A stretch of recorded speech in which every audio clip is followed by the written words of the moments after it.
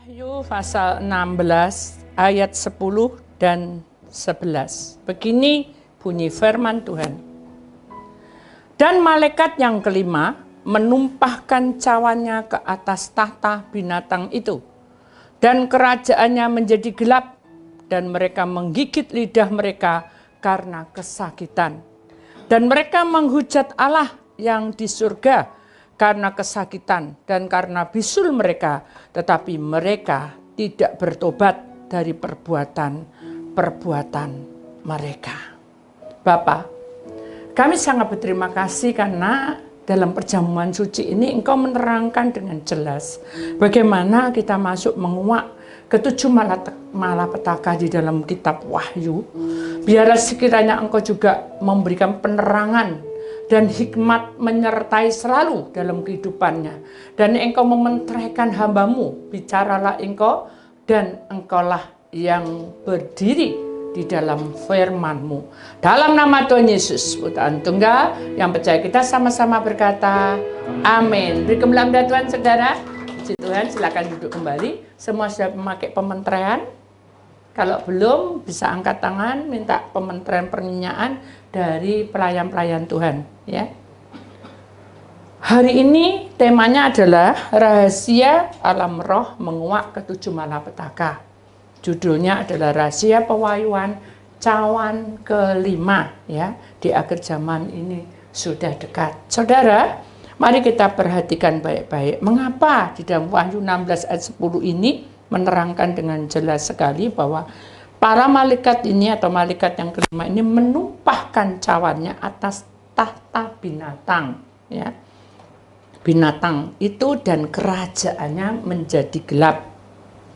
Kita akan pertahankan dulu, ya, saudara, atau kita akan perhatikan dulu ada satu kehidupan yang harus kita ingat bahwa binatang yang disimbolkan di dalam iblis itu adalah Leviathan, ya. Leviathan ini adalah binatang yang berbentuk ular raksasa, ya, tinggalnya di laut, ya. Karena kalau kita membaca di dalam kitab Mazmur, saudara, bisa tolong dibacakan karena saya tidak menulis di sini, agak keras pakai mic. Mazmur pasal 74 ayat 13 dan 14. Tolong dibacakan. Mazmur 74 pasal 74 ayat 13 dan 14. Bisa salah satu? 13 dan 14 ayatnya. Mazmurnya 74 ayatnya 13 dan 14. Silakan. Mazmur 74 ayat 13 sampai 14. Demikian firman Tuhan. Engkaulah yang membelah laut dengan kekuatan-Mu, yang memecahkan kepala ular-ular naga di atas muka air. Engkaulah yang meremukkan kepala-kepala Leviathan, yang memberikannya kepada makanan penghuni-penghuni padang belantara. Amin. Jadi saudara, kita harus tahu bahwa iblis itu tinggalnya di padang belantara. Itu kasarannya adalah dunia roh yang sangat mengerikan, di mana manusia kalau tinggal di situ tidak ada kehidupan, ya. Mari kita mempelajari mengapa Tuhan menumpahkan cawan yang kelima ini di atas tahta binatang. Berarti Tuhan sudah menggenapi firman-Nya di akhir zaman ini bahwa kerajaan yang gelap itu merasakan bahwa kuasa Allah itu bekerja dan dia bertindak. Allah bertindak karena banyak pelanggaran-pelanggaran. Ada 3 hal yang harus kita percaya, saudara, kita yakini sebagai anak-anak Tuhan. Pertama-tama, kehidupan kita ini harus percaya. Saya sering katakan, kamu tuh harus percaya, ya. Orang percaya itu tidak cukup hanya baca firman, puasa, melakukan hari Senin dan Rebu pelepasan, tidak. Tapi orang yang percaya itu, saudara, harus melakukan dengan lebih sungguh-sungguh mengenal pribadi Tuhan. Kenapa? Karena Tuhan menginginkan kita percaya di dalam kuasa-Nya. Tuhan ingin kita percaya di dalam anugerah-Nya. Kalau kita ada percaya, itu hasilnya adalah hukum kasih. mengampuni itu akan terjadi. Di dalam 1 Yohanes 3 ayat 23 saya bacakan. Dan inilah perintahnya itu, supaya kita percaya akan nama Yesus Kristus anaknya, dan supaya kita saling mengasihi sesuai dengan perintah yang diberikan Kristus kepada kita. Jadi ini adalah program bagaimana kita punya tugas masing-masing di dunia, harus percaya dalam pemerintahan Allah, di mana kita sehari-hari hidup kita ini banyak hal yang terjadi di muka bumi ini yang kadangkala kita tidak mampu untuk lakukan. Contoh aja keuangan, ya, keluarga, tempat tinggal kita, ya, pergumulan kita dengan si A si B, ya. Ada banyak hal yang menghalang-halangi, saudara. Nah, kalau manusia itu berjumpa dengan perkara-perkara itu, bukannya kita ditaruh di padang belantara, bukan, tapi kita masih di dalam anugerah Allah. Kalau kamu percaya, tapi kalau kamu nggak percaya, hanya sekilas saja untuk melakukan Senin, Selasa, Rabu, Kamis, Jumat, Sabtu, Minggu ke gereja, pelepasan, puasa, masuk dunia roh, hanya seperti sebatas itu aja, pengen tahu tok, ya kita tidak akan bisa masuk di dalam percaya yang sesungguhnya. Jadi nanti yang ambil alih adalah siapa? Iblis, ya. Dan iblis itu selalu membawa kita, ya, tadi kan di dalam ayat yang tadi dibacakan oleh Yohanes itu, ya, bahwa setan itu, ya, yang berupa ular itu tadi, ya, dia akan Leviathan, ya, setan itu akan membentuk suatu, bukan program, suatu gerakan supaya manusia ini dimati kutukan, supaya tidak percaya lagi kepada Tuhan. Jadi kita harus berhati-hati, saudara. Kenapa? Karena iblis pun akan merebut kita supaya kita tidak percaya. Padahal di dalam 1 Yohanes 3 ayat 23 sangat jelas sekali katakan bahwa inilah perintahku. Itu intinya gitu, ya, bahasa sehari-hari. Aku memerintahkan kamu supaya kamu itu percaya akan kuasaku, nama Yesus Kristus, kuasa Allah, anaknya. Dan setelah itu kamu akan membuahkan supaya kita saling mengasihi sesuai dengan perintahnya. Lalu mengapa Tuhan memakai hukum mengasihi? Karena kita tidak sempurna. Hidup kita ini banyak gejolak, saudara. Mungkin suatu saat kita tidak enak dengan si A dan si B. Atau mungkin juga dalam hidup saya tidak enak dengan keluarga saya. Atau dengan siapapun, itu bisa terjadi. Tetapi kita harus ingat, kalau kita percaya apapun, dengar, apapun yang terjadi, kita harus belajar untuk mengasihi. Nah, untuk mengasihi itu tidak cukup, ya, itu tidak bisa. Harus melipat tangan, menutup mata, tunduk kepala. Tuhan, saya berdoa untuk si A, saya berdoa untuk si B. Kenapa? Karena itu hukum kasih. Jadi hukum kasih itu tidak cukup mengampuni, memaafkan, tetapi yang penting yang tidak kelihatan. Yang kelihatan itu Tuhan Allah kita mendoakan musuh kita. Itu namanya baru percaya. Jadi mari kita mengimani, ya, saudara. Kalau toh suatu saat, ya, kita ini berusaha, sudah mati-matian, saudara. Dalam perjuangan kita ini sudah mati-matian, entek-entekan di kasarannya, ya. Mungkin kita sudah dibilang orang dunia itu kesek di kasarannya gitu, ya. Pasti sakit. Karena saya ngalami, saudara. Jadi dengan kata yang tidak menyenangkan itu, saya belajar dewasa, ya. Menerima penghinaan, cacian, tidak ada harganya, itu sering sekali kita alami. Kenapa? Karena Tuhan ingin kamu percaya. Sekalipun kamu dihina, dicaci, mungkin kamu diusir, kamu dibuang sekalipun, asal kamu percaya. Aku ada bersama. Kalau saya tidak bersama Tuhan, saudara, saya tidak berdiri di sini. Karena saya ini orangnya perasa. Dan saya ingin kekeluargaan. Tapi seringkali masalah itu tiba-tiba datang dan itu menyakiti. Dan yang menyakiti itu kadang fitnah terjadi. Jadi kalau sudah terjadi seperti itu, saudara, kita tidak bisa menuntut Tuhan. Kok bisa kayak gini? Gitu. Enggak. Cuma saya bilang gini sama Tuhan, Tuhan, sebisa-bisanya saya untuk bertahan. Saya juga manusia. Mungkin saya juga tidak bisa sempurna. Di saat saya mengalami badai ini, tapi saya senang melihat orang tua saya masih sehat.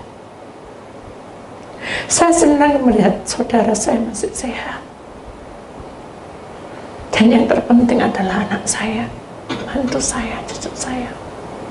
Jadi itu yang membuat saya benar-benar bisa mengerti bahwa sakit itu adalah kemenangan. Paham, saudara? Jadi jangan anggap kamu anak Tuhan, kamu tenang-tenang. Sakit itu adalah kemenangan. Di saat saya menghadapi ini ke pojok nih, saudara, kedentor ini dah, kayak apa-apa. Nafas saya gak kuat, saudara. Karena hidup harus berjuang. Memorinya, kemarin saya memberi pelajaran buat semua pelayan Tuhan. Kita punya tubuh, punya roh, punya jiwa. Tubuhnya yang berontak, saudara. Tahu ngono aku tak kerja, gitu. Tahu gitu aku tak gini, tahu tuh gini, tak gini, gitu. Itu ada, saudara, ada. Tapi kalau saya terima, bukan roh mengerti, jangan gitu, hambaku. Tapi kalau nyawa, jiwa, perasaannya main. Ya toh, kayak enak enggak kayak gini, gitu. Masuk. Senanti perasaan main, mulailah hatinya kacau. Iya ya, mana mau dirasak-rasak loh. Akhirnya pikiran kita bertindak. Yus lah, mulai sekarang aku tidak jadi hamba Tuhan. Gitu sih. Terus. Orang mempermalukan pasti, karena manusia tidak sempurna. Tapi pada titiknya saya tidak berbuat apa-apa. Kok kayak gini? Gitu. Jadi hal-hal yang membuat saya ini nggak siap ya kasarnya. Saya sadar, saya harus menuju kemenangan yang Tuhan berikan. Saya harus percaya. Apapun yang terjadi, saya milikmu, bukan milik orang itu. Bukan perkara itu miliknya. Itu perkara adalah tantangan. Karena jerang itu kamu harus berani. Kalau enggak jegor kamu kan gitu. Kalau enggak kamu go-all-in, jatuh, kena batu bisa luka. Sama seperti itu. Jadi semua persoalan yang kamu hadapi di depan, uangmu enggak cukup, semua itu adalah satu pergumulanmu untuk masuk ke dalam jalan supaya selamat sampai di tujuan. Satu ketika saya ada di gunung yang tinggi sekali. Tiba-tiba saya bersama keluarga. Si Andrea itu bilang, Ausin sama Leono, bawaan situ ben berani. Tak pikir itu cuma hanya separuh. Ternyata sampai muncak puncak tuh. Saya itu jadi deg-degan. Aduh, ini hari ini nanti stres apa ya apa. Saya berdoa, Tuhan kirim mereka pembukaan, mereka keberatan. Saya berdoa terus. Benar, datang semua. Nah kalau dari atas turun kan cepat tuh, seret brok gitu, seret brok gitu. Tak lihat, ketawa-ketawa ambil rotok-rotok pucet itu, leon tadi gitu. Ada yang gujung jadi mau gitu tuh, karena kan gemetar. Terus tak tanyai, Ausin tadi waktu naik ke atas apa yang Mbok pikir? Tahu sudah jawabannya apa? Tahu. Aku tidak mikir apa-apa ama. Ya takut, tapi aku melihat di depan toh. Di depan itu tak ada yang cepat tutup karena cepat sampai. Oh ya benar loh saudara ya. Terus Leon tak tanya, kamu tadi takut enggak? Dia malu-malu gitu ya. Anak kecil kan polos. Kamu takut enggak tadi naik turun nih tadi? Tadinya aku takut, tapi terus aku gocekan ambek Koko. Jadi ini punya aneh Koko, jadi pegangan itu pegangan terus. Jadi kan jadi orang berdua gitu, gitu. Terus apa yang kamu rasakan? Aku aman karena ada Koko. Barulah Tuhan bicara. Hidup manusia itu seperti itu. Ketika kamu merasa seorang diri, kamu nyebrang hidup ini berat, saudara. Sangat menyakitkan. Kacau. Orang bisa terdepresi. Ada 2 orang depresi itu. 1, pelanggaran sampai dia jatuh di dalam dosa. Yang kedua, terus bertahan sampai stres, akhirnya sakit jiwa. Banyak orang depresi. Itu akan terjadi loh, di dalam tahun-tahun ke depan. Kita tidak boleh iman. Doakan dunia ini, doakan manusia, orang di sekitar kita, kan gitu, saudara. Jadi pada waktu itulah Tuhan bilang, pandanglah aku ke depan. Jadi tidak boleh gini-gini. Asal gini-gini, bahaya, jatuh. Jadi sebentar dengar gini, bahaya. Maaf ya, saya tidak apa-apa kan ya, Andi aku bilang ya, kesaksian. Boleh ya Andi? Andi itu rohnya, saudara. Kan kemarin kita tanya jawab. Andi ini sayangnya rohnya itu ya, ketika keluar kamu, kan Tuhan suruh keluar. Dilatih memang. Begitu dia keluar melihat air terjun berwarna-warni, dia bilang, oh lucu sekali ya, aku tidak pernah kelihatan gini. Jadi malaikat tegur saya, bilang sama Andi, rohnya, jangan boleh, suruh berhenti, terus jalan aja, ikuti suara Tuhan. Kenapa kok harus lewat saya? Karena Tuhan ingin mengajarkan kepada kita bahwa kalau iring Tuhan tidak boleh berhenti sejenak menikmati kehidupan. Bukan Andi menikmati, karena tertegun, tahu tertegun, gumun, tahu gumun, kagum, bener toh, ada terjun warna-warni, pasti ngelihat kita kan, oh gitu. Boleh sih, tapi harus ikut terus. Nah itu jadi intinya kayak gitu. Jadi kalau kita di dalam dunia ini banyak pancarogam, semacam-macam manusia tuh wes kayak naik api, saudara. Tapi kalau kita tidak selesai dengan damai, itu terus nyilet kita, saudara. Ya Budi tidak mengalami, siapa yang bilang? Justru saya menitikkan air mata ini karena saya tidak mampu. Orang tidak mampu, saudara, mesti apa? Hancur hati, betul enggak? Tapi saya tidak mau hancur hati dengan manusia. Saya cuma datang sama Tuhan. Dan saya tidak nyala, Tuhan kok bisa kayak gini? Enggak. Tuhan, ajari saya untuk bertahan. Apapun yang terjadi, saya percaya saya ini milikmu. Saya tidak mengandalkan hamba. Karena seorang hamba lebih harus nurut, saudara. Tapi saya sering sekali berontak. Paham? Jadi mari kita menyadari bahwa rahasia pewahyuan cawan kelima ini sangat mengerikan. Bahkan Tuhan datang, ya Allah datang sendiri mengirim malaikat yang kelima untuk menuangkan cawannya itu supaya iblis tidak lagi berkutik. Dia akan dihakimi suatu hari, suatu saat pada masa penghakiman. Makanya di sini dikatakan tata binatang itu dan kerajaannya menjadi gelap. Jadi dia tambah kepo, saudara. Gelap kan tambah berontak dia. Itulah iblis. Tapi kalau manusia menjadi anak Tuhan yang percaya, belajar tenang itu tidak enak, saudara. Diinjak. Saya tahu apa artinya hidup ini. Kalau hidup saudara banyak tantangan, tapi saudara tidak memahami terus, berarti saudara tidak ngerti akan keajaiban Tuhan. Tapi kalau saudara ingat, kau sungguh indah tiada tarahannya, sungguh menakjubkan. Sungguh ajaib tuh dimengerti, lebih dari semua ada. Saya tahu maksudnya.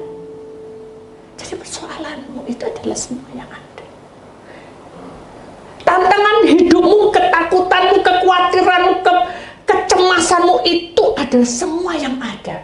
Tuhan bilang, sungguh menakjubkan. Bahkan sungguh ajaib untuk dimengerti. Gak bisa pakai akal otak manusia, gak bisa pakai perasaan, gak bisa pakai pikiran, gak bisa pakai hati, saudara. Karena selama kita percaya apapun di depan, Daniel, Sadra, Meshach, Abednego, di depan apa yang terjadi? Singa yang lapar dikasih makan beberapa hari. Apa yang terjadi? Dimakan? Enggak. Kenapa? Karena Daniel menyembah, menyanyikan. Isi lagu ini. Hikmatmu tiada terselami. Apalagi? Kasihmu dalam tak terduga. Lagi. Kau sungguh indah dada, taranya mulia dan berkuasa. Benar dong? Benar nggak? Siapa yang mulia? Kita? Bukan. Siapa yang berkuasa atas langit dan bumi ini? Siapa? Tuhan. Sebetulnya semua itu sudah ada di dalam jawaban di pujian maupun di firman. Tapi kita tidak memahami. Mari kita pelajari. Ku kagum hormat akan Engkau. Benar gak? Ku kagum hormat akan Engkau. Kenapa? Kau Allah yang layak dipuji. Ku kagum akan Engkau. Luar biasa. Saya nyanyi ini pukul 2 karena saya tahu bahwa saya terluka. Saya paham betul bahwa orang luka itu tidak menyenangkan. Tapi dengan pujian ini, saya jadi kuat. Saya berbisik pada Tuhan, sentuh terus hidupku Tuhan, agar aku peka. Sentuh terus langkahku, agar aku peka. Kenapa? Karena Tuhan patut dipuji dan ditinggikan, karena Dia ajaib. Jadi saudara, kalau kamu saat ini belum ada pekerjaan yang mapan, jangan mengeluh. Aku mohon, duduk diam. Tanya sama Tuhan. Tuhan, apa yang harus saya lakukan? Jangan bilang sementara ini tidak cukup. Jangan saudara. Tuhan tidak bisa mau perintah. Tuhan ingin hatimu yang sungguh-sungguh membuka dan menangis di dalam hadirat-Nya. Jangan pada saat ibadah. Karena Tuhan ingin pada saat kamu sendiri, saudara. Dan tidak ada orang yang pedulikan kamu. Datang dengan hati yang hancur. Tuhan pasti menjawab. Amin. Itu hal percaya, ya saudara. Sekarang kita tunjuk satu pengertian yang saudara harus perhatikan baik-baik di sini ya. Satu hal lagi saudara yang harus kita tahu. Kalau kita percaya saudara, tidak hanya asal saya duduk diam nangis, tidak. Tuhan memerintah. No, itu sinama kalian oleh. Kata Tuhan, kamu harus lahir baru. Saya tahu lahir baru maksudnya? Tahu nggak saudara lahir baru?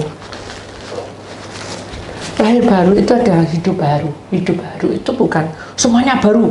Enggak. Kita akan baca di dalam Yohanes 3 ayat 3. Yesus menjawab, katanya, aku berkata kepadamu, nohoku olehim, katanya, sesungguhnya jika seorang tidak dilahirkan kembali, ia tidak dapat melihat kerajaan Allah.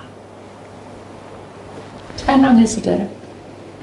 Saya bilang sama Tuhan, yang dimaksud kerajaan surga itu seperti apa?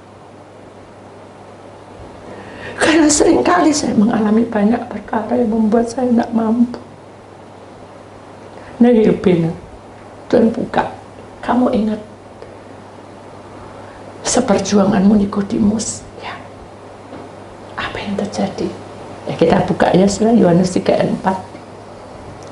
Kata Nikodemus, ini kata manusianya ya, kepadanya, bagaimana mungkin seorang dilahirkan kalau ia sudah tua? Dapatkah ia masuk kembali ke dalam rahim ibunya dan dilahirkan lagi? Menurut Anda, ini Nikodemus pakai apa?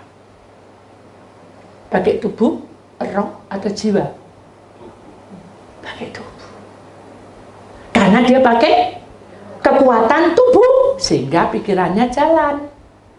Lah mosok aku lahir lagi? Gitu. Ya tidak mungkin lah. Dan intinya gitu. Padahal di sini sudah dijelaskan, saudara. Titus 3 ayat 5. Perhatikan. Pada waktu itu dia telah menyelamatkan kita bukan karena perbuatan baik yang telah kita lakukan, tetapi karena rahmatnya oleh permandian, kelahiran kembali, dan oleh perubahan yang dikerjakan oleh Roh Kudus.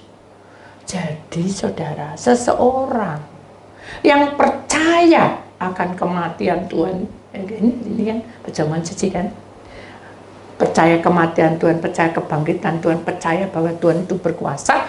Tuhan berkata, itu bukan karena perbuatanmu, bukan karena kamu itu percaya pada aku. Dengarkan, aku itu Allah yang mengundang kamu supaya kamu mengenal aku. Paham, saudara? Karena dibuka kronologimu, kamu harus cinta Tuhan. Kalau enggak, bisa masuk neraka, kan gitu. Makanya Tuhan undang kamu datang ke sini, Tuhan undang kamu untuk sungguh-sungguh cinta sama Tuhan. Tuhan undang kamu supaya kamu ngeh akan firman Tuhan, supaya kamu ngerti bahwa panggilan Tuhan itu seperti apa. Intinya gitu. Jadi sesungguhnya saudara datang itu bukan satu kebetulan. Paham, saudara? Saudara dikenakan dengan saya bukan satu kebetulan, tapi Tuhan yang menunjuk kamu datang kepada hambaku ini. Sama seperti pada kitab-kitab yang lain. Pergilah kamu ke Nabi Elisa. Ada enggak kata-kata itu? Temui dia. Ada enggak? Ada kan? Halo? Pernah baca enggak? Nah, seperti itu. Cuma sekarang ini Tuhan enggak mau ngomong kayak gitu. Kenapa? Karena manusia banyak dosa. Umurnya loh, saudara. Sekarang sudah berapa? Masih enggak ada. Zaman dulu kan enggak seperti ini umurnya. Ini pendek-pendek. Benar enggak? Kenapa diperpendek umurnya? Hamid sedang miklum ilim. Katanya, karena aku mencintai kalian. Jadi jangan sampai kamu jatuh di dalam dosa. Belum sampai jatuh dalam dosa, tak bawa, ambil kamu. Ikut aku. Itu loh. Kebijaksanaan Allah dalam hidup kita.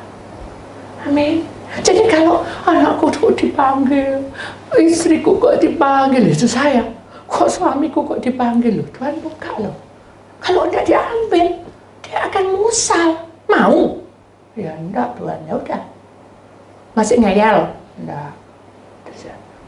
Mau kehilangan suami? Nggak mau kan?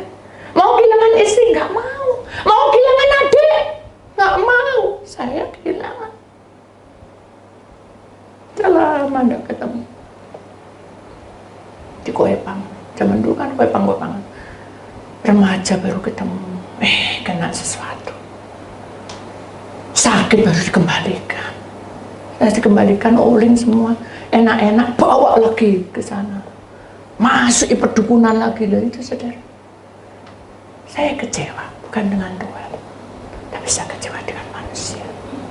Tapi Tuhan bilang apa? Hapus memori. Tak satu. Aku yang menghapus. Bu pikir senang perpisahan? Ada orang senang perpisahan. Semua tidak mau, saudara. Maka itu kita harus sadar bahwa kalau kita menjadi miliknya, kita harus percaya penuh. Yang ngundang kamu itu untuk kenal Tuhan itu bukan kita, karpe dewe. Oh, aku dikenal Tuhan. Karena Tuhan sudah tunjuk, waktunya sudah tiba. Kamu harus ke sini. Kenapa aku masuk dunia roh? Kok bisa? Waktunya sudah tiba, kamu harus masuk dunia roh. Itu loh, saudara. Jadi jangan berpikir bahwa, oh kamu harus tak. Enggak, saya enggak pernah nuntut saudara harus begini-begini. Karena itu hak Tuhan dengan Anda. Anda percaya? Silakan. Anda enggak percaya? Silakan. Kenapa? Karena saya hanya sebagai hamba. Disuruh Tuhan, masuk dunia roh hambaku. Masuk. Masuk pelepasan hambaku. Masuk. Ikuti aja. Kenapa? Karena Tuhan punya program yang lebih indah dari kita. Amin. Amin. Jadi marilah kita tahu bahwa Tuhan itu memilih kita, bukan kita yang milih Tuhan. Dengerin, saudara, jangan kualik ya. Tuhan itu memilih kita untuk kenal Tuhan lewat siapapun, tidak peduli. Tapi ingat, catat baik-baik, di akhir zaman kita semua bersaudara, tidak ada perbedaan. Paham? Jadi kalau sampai ada kata-kata, tidak boleh ke sana, tidak boleh ke situ, itu salah, saudara. Tapi tidak boleh ke dukun, nah itu boleh. Tapi kalau sama-sama melayani, mengasihi, saling membantu, kayak bangsa Israel menuju ke Kanaan, kan semua dari segala berbagai bangsa itu. Kenapa mereka bersatu? Karena Musa tidak membeda-bedakan. Amin. Mari kita sama-sama, saudara ya, belajar hidup pembaruan itu harus ada di pihak kita. Kenapa? Karena kita akan baca di dalam 1 Petrus 1 ayat 3. Kita banyak membaca. Terpujilah Allah dan Bapa Tuhan kita, Yesus Kristus, yang karena rahmat-Nya yang besar telah melahirkan kita kembali oleh kebangkitan Yesus Kristus dari antara orang mati kepada suatu hidup yang penuh pengharapan. Jadi saudara, hari ini kita akan mau perjamuan suci, ya toh? Pada waktu perjamuan suci nanti, saudara akan mendengar suatu gebrakan pujian, sukacita, kemudian mengalunkan dengan lamban penyembahan. Kita harus menikmati dan jangan ngantuk. Ambillah ini seperti kamu duduk makan semeja dengan Tuhan dalam perjamuan. Amin. Saudara tunggu sampai semuanya selesai, baru nanti Tuhan buka, angkat ini roti, barulah kamu mengangkat.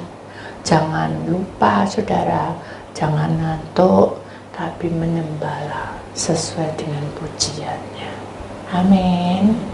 Mari kita imani ya saudara, karena kuasa Tuhan itu bekerja di atas hidup kita. Ya, kita sadar bahwa manusia di muka bumi ini banyak masalah. Ya, setelah kelahiran baru, kita harus menyadari bahwa hidup di dalam dunia ini yang penting adalah, saudara, dengarkan baik-baik.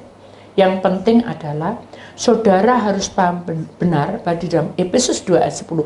Karena kita ini buatan Allah. Nah, dengarkan. Karena ini kita ini ciptaannya Allah, gitu kasarannya, diciptakan dalam Kristus Yesus untuk melakukan pekerjaan baik yang dipersiapkan Allah sebelumnya. Ia mau supaya kita hidup di dalamnya. Jadi program saudara ini, hidup di dunia ini bukan program karpe dewek, tapi program dari Tuhan, mengurapi hidup kita supaya kita menjadi anak-anak terang.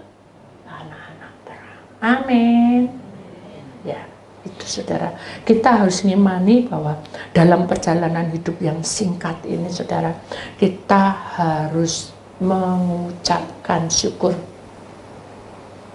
Lagu lebih dalam ku menyembah ini gimana? Saya agak lupa saudara, maaf kalau pujian saya memang menurut dulu, tapi di dalam penyembahan Lahabina, Tuhan buka jalan. Ya, sungguh besar setiamu itu nyata di sepanjang hidupku. Ya, syukur Yesus. Setiamu, ya, nyata di sepanjang hidup. Kenapa? Darahmu telah layakkan kehidupanku. Saya suka lagu ini, walaupun saya lupa, tapi saya tahu bahwa karena darah Tuhan saya selamat. Karena darah Tuhan saya bisa rendah hati. Karena darah Tuhan saya bisa hidup. Karena darah Tuhan saya bisa menjalani apa yang Tuhan pakai saya dalam dunia roh. Ketemu setan-setan. Siapa yang mau? Saya tidak mau, saudara. Karena darah Tuhan telah menghidupkan iman dan percaya saya. Karena darah Tuhan, Tuhan perbarui hidup saya sehingga saya memerangi dunia roh. Paham, saudara? Kalau saya ditolong, berarti persoalan saudara semuanya ditolong. Jangan menuntut, jangan emosi, jangan godok, jangan mangkok. Paham? Mari kita bersama-sama. Jadi kan katakan lagi yang kedua. Tiada kata yang bisa, amin, lukiskan indahnya Kau Tuhan. Bagimu segala pujian dan kemuliaan. Oh, indah sekali. Pujian ini benar-benar menelanjangi saya. Saya sadar, saudara, bahwa hidup di dunia ini hanya sementara. Walaupun capek, harus dijalani. Walaupun kita cemas, ketakutan, harus dijalani. Kenapa? Karena Tuhan memberikan kata yang tidak bisa dilukiskan. Hidup kita ini diubah sama Tuhan. Bahkan bagimu memang sekali pujian. Dia itu yang mulia di atas sekalian. Mau! Dia mulia dan berkuasa. Mau! Sudi mendatangi Anda semua untuk menyelesaikan. Tapi kapan, Bu? Itu namanya nantang. Tapi aku bosan, Bu. Itu namanya berontak. Dan terus ya apa, Bu? Terus sabar-sabar. Pak Sabar sudah pindah di Surabaya, sudah pindah ke mana-mana. Itu namanya kamu tidak percaya. Betul nggak? Orang kalau percaya itu tutup mulut, diem, mau nunggu, kan gitu. Gak enak. Sampai bilang enak. Saya dengan cucuran air mata. Tapi saya percaya. Kalau enggak, saya enggak bisa menemukan lagu-lagu ini. Makanya karya Tuhan itu patut ditinggikan. Makanya disebutkan, ku tinggikan Engkau Tuhan, melebihi semua itu, segala hidupmu, semuanya apa yang ada di dunia ini. Lebih dalam ku menang. Dalam apa? Dalam roh dan kebenaran selamanya. Ya kan? Ini jelas, saudara. Jadi kamu tidak bisa pakai tubuhmu dan jiwamu. Kamu harus pakai roh dan kebenaran. Roh itu rohmu dan roh Tuhan menyatu. Kebenaran akan ada disingkap semua. Baru kamu oh, pantesan doh aku disakiti karena gara-gara ini. Gitu. Paham? Halo? Boleh bertengkar? Buat apa? Boleh mangkel? Yo, jujur aja mangkel saya. Tapi begitu saya menghadap Tuhan dengan apa yang saya punya, Tuhan mulai meluluhkan hati saya. Paham? Kalau Tuhan mengubah hidup seseorang, hidupmu juga akan diubah. Tuhan tidak pernah memilah-milah kamu ini, kamu itu. Amin. Kita harus sadar, saudara, hidup di dunia ini yang hanya sementara, saudara. Kenapa kita tidak senyum? Bukan senyum, gini hormat, tapi bukan enggak. Itu namanya munafik. Tapi kalau kamu memang betul-betul mencintai Tuhan dengan tulus, saudara, kamu akan membuka hatimu lebar-lebar dan kamu akan merasakan betapa indahnya anugerah Tuhan di tengah-tengah kita. Makanya kalau kita nyanyi lagu yang itu loh, saudara, yang Singa dari Yehuda, itu kata-katanya mana ya? Kenapa kok hu ha, bukan ha hu ha, bukan adu mulu apa mulu, enggak, itu perang. Ho ha ho ha, loh, maksudnya gitu. Sudah kok sudah, lawang tidak dalam ralo sahapal saya bukan milok penari baik-baik gitu. Jemaat juga harus gitu tau. Hu ha, jangan aku malu loh. Hu ha, berarti iblis akan takut. Hu itu berarti pergi kamu. Ha ha, kamu apa? Tuhan beserta aku kan gitu. Loh, maksudnya itu loh, saudara, bukan hu ha weh semua ngomong tapi running kemai gak ada auranya. Nyanyi ya semangat, kan gitu. Nari juga semangat. Harus ada sukacita. Jangan mikirin itu, mikirin. Saudara, selama mikirin itu, perjamuanmu mubazir. Saya. Karena tubuh dan darah Tuhan mementeraikan setiap pribadi kamu yang ada di sini. Dia akan membentuk kamu untuk baru. Mau Bu, tapi kapan? Duh, kok ngenyang? Betul nggak? Kalau ikut Tuhan itu apa adanya toh? Nggak tahu kapan, pokoknya aku percaya tubuh dan darah Tuhan sudah mementeraikan hidup saya. Amin. Ingat, Tuhan punya kuasa atas pribadi kita. Jangan kepo, ya. Itulah firman Tuhan. Kita tahu bahwa cawan yang kelima ini sangat menyeramkan, saudara. Saya juga tidak mau, ya, karena manusia ini dihanguskan oleh api dahsyat, saudara, dan mereka menghujat nama Allah, saudara. Itu akan terjadi. Yang berkuasa itu siapa?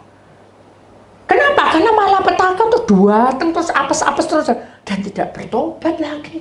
Harusnya ketika kita menghadapi apes, dengarkan, menghadapi apes atau menghadapi sesuatu, mikir loh, pasti ada sesuatu kan gitu. Benar nggak?